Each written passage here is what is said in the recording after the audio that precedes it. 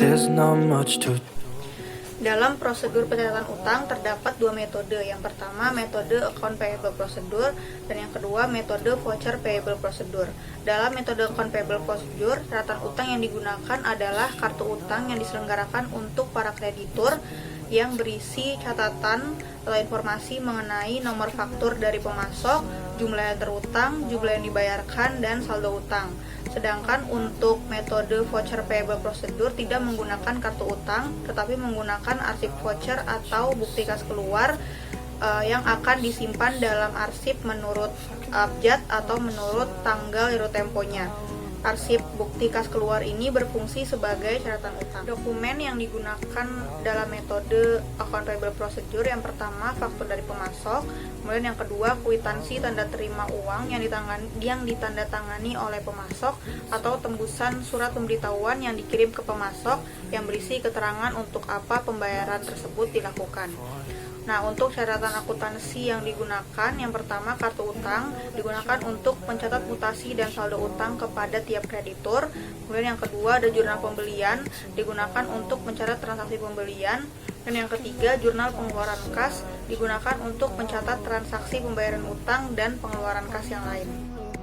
Untuk prosedur pencatatan utang dengan voucher payable procedure dibagi menjadi dua, yaitu one time voucher procedure dan build up voucher procedure. Nah, untuk one time voucher procedure ini dibagi lagi menjadi dua, yaitu ada one time voucher procedure berdasarkan tunai atau cash basis, dan yang kedua itu one time voucher procedure berdasarkan waktu atau accrual basis. Untuk one time voucher procedure dengan dasar tunai atau cash basis, pembuatan bukti kas keluar dan dicatat ke jurnal pengeluaran kas itu bersamaan pada saat jatuh tempo. Sedangkan untuk one time voucher procedure dengan dasar waktu atau accrual basis, itu pembuatan bukti kas keluar langsung setelah diterima faktur dari pemasok. Sedangkan pada saat jatuh tempo hanya dilakukan pengeluaran cek yang dicatat di jurnal pengeluaran kas.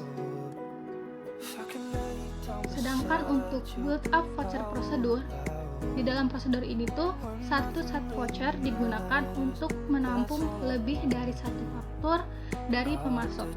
Dan build up voucher procedure ini lebih ke accrual basis, yaitu dia jatuh tempo.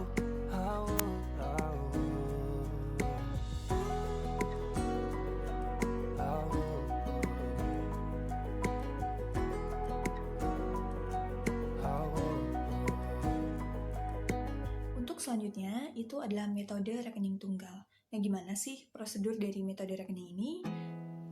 Simak caranya sebagai berikut. Check it out. Prosedur metode rekening tunggal.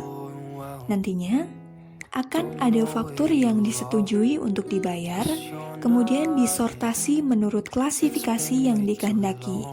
Misalnya menurut departemen masing-masing. Kemudian, dari faktur yang disortasi tersebut nanti akan dibuatlah pre-list tab.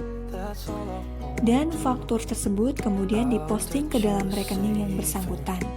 Misalnya, biaya menurut departemen. Dan rupiah yang diposting ke dalam rekening dijumlah dan diposting ke dalam rekening kontrol yang bersangkutan dalam buku besar. Kemudian, nantinya akan dicocokkan dengan pre-list tab yang sudah kita buat.